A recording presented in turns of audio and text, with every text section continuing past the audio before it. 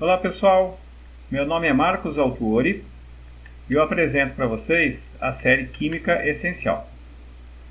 Neste vídeo eu vou resolver com vocês a questão número 93 do caderno amarelo do Enem de 2022. Então vamos ver a questão. Essa é uma questão que gerou uma certa polêmica porque ela pode ser bem difícil. Existe um atalho para resolvê-la, né? E esse atalho funciona, né? Mas o que eu vou fazer aqui é resolver ela rigorosamente. Eu vou ensinar o atalho, né, que funciona, você chega facilmente na resposta certa, mas não é a resolução completa, é só, digamos assim, um chutômetro que nesse caso funciona. Então, eu vou indicar dessas duas maneiras para resolver. Vamos ler a questão então. A penicilamina é um medicamento de uso oral utilizado no tratamento de várias doenças. Esse composto é excretado na urina, cujo pH se situa entre 5 e 7. Está aí uma dificuldade, é um pH, uma faixa de pH, não é um pH só. A penicilamina, cuja fórmula estrutural plana está apresentada aqui embaixo, né? Possui 3 grupos funcionais que podem ser ionizados. Podem ser ionizados e podem ser protonados também, como a gente vê aí ao lado. Então, a carboxila, cujo pKa é igual a 1,8. Amino, que pode ser convertido em amínio, né? Cujo pKa é igual a 7,9. Aí, no caso, ocorre a protonação do amino, se transformando no amínio. E o tiol, cujo pKa é 10,5. Então, ele ainda diz que pKa é menos log de Ka, né? Assim como o pH é menos log da concentração de hidrogênio. pKa e pH não é a mesma coisa, mas existe relação entre eles, a gente vai ver aí no decorrer da resolução. Então a pergunta é a seguinte: qual estrutura derivada da penicilamina é predominantemente encontrada na urina, né, considerando esse pH? Então vamos ver, pessoal. Aqui, em algumas estruturas, o grupo tiol perdeu hidrogênio. Aqui ele manteve, aqui ele perdeu, aqui manteve. Em algumas estruturas, o amino está na sua forma não protonada. Aqui está na forma de amínio, né? Nas 3 últimas, né? E aqui o grupo carboxila, em algumas estruturas perdeu hidrogênio. Aqui não perdeu, perdeu e não perdeu. Então tem essas escolhas, né? São várias possibilidades. Então, vamos então entender o que é o pKa. O pKa tem a ver com a ionização da substância. Então a medida é o equilíbrio químico. Aqui é a forma protonada, aqui é a forma ionizada. Então o pKa é 1,8. No caso do amino, né? O pKa já é mais alto e no caso do tiol, mais alto ainda. Então aqui ele está falando pH entre 5 e 7. Então é um pH mais alto. No pH mais alto, a quantidade de hidrogênios livres, né, H+, ela é menor. Então vamos pensar o seguinte: num pH baixo, né, o que acontece? Como eu tenho uma maior quantidade de H+, aqui, o equilíbrio deslocaria-se para cá. Mas como o pH aqui é mais elevado, né? Então a quantidade de hidrogênios é menor. Então ele se desloca para cá, num pH entre 5 e 7. Tá? Se o pH fosse mais baixo, sim, se deslocaria para cá. Mas não é o caso.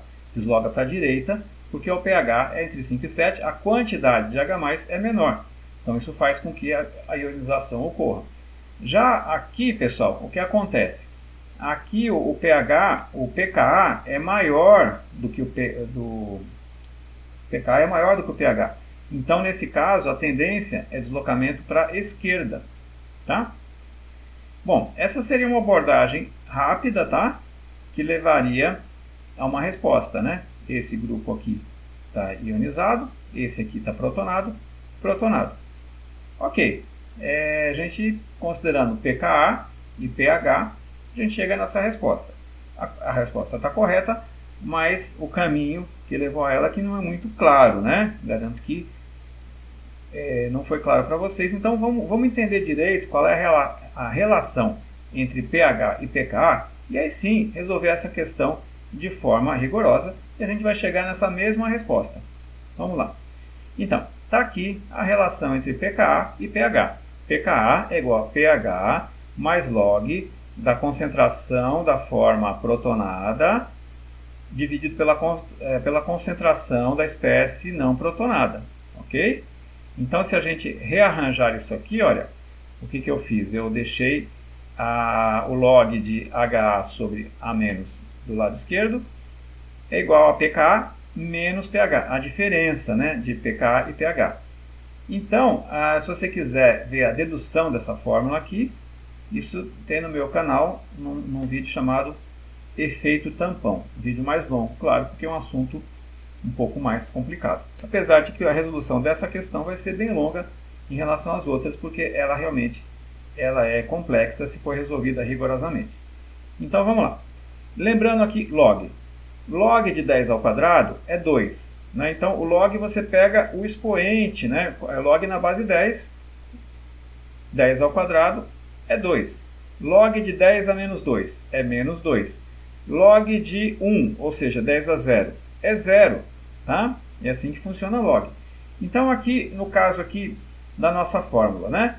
Log de HA sobre H- é igual a essa diferença. Então vamos raciocinar assim, ó. Se a concentração da forma protonada e da forma não protonada for igual, isso quer dizer que essa divisão aqui vai ser igual a 1. Portanto, a diferença entre pKa e pH é 0. Quer dizer, quando pKa igual a pH, então essa concentração é igual a essa. Agora, por outro lado, se a concentração de HA for maior, aqui o que vai acontecer? O pKa vai ser maior do que o pH. Tá? Então a diferença entre pKa e pH, pKa menos pH, vai ser maior do que 0. E finalmente, se essa concentração for menor, se a concentração do protonado for menor, né, do que a concentração do não protonado, então pKa menos pH vai ser menor que 0. Olha só, agora a gente já tem uma base para entender o que está acontecendo lá, utilizando esta relação aqui. Então vamos ver. Peguei a faixa de pH, de 5 a 7. Então, pKa menos pH, 3,2, negativo. pKa menos pH, 5,2, negativo também. Isso significa que a concentração de HA é menor do que de A-. A concentração do protonado é menor, tá? Porque o pH, a diferença de pK menos pH é menor do que 0. Portanto, o que vai acontecer? A concentração desse aqui vai ser maior. Então a gente vai apresentar aqui essa espécie não protonada, ou seja, ionizada. No caso de NH3 e NH2, no caso das duas faixas, na faixa de pH, tanto 5 quanto 7, os dois valores são positivos. Isso significa que HA é maior do que H-, ou seja, a espécie protonada vai predominar. E no caso, vamos ver, fizemos essa avaliação com duas das espécies, pKa 1,8, pKa 7,9. É claro que com 10,5 também vai prevalecer a espécie protonada, né? Então agora sim a gente já tem base para resolver. Ó, essa espécie não protonada, essa espécie protonada e essa espécie protonada. Então isso nos remete à alternativa C.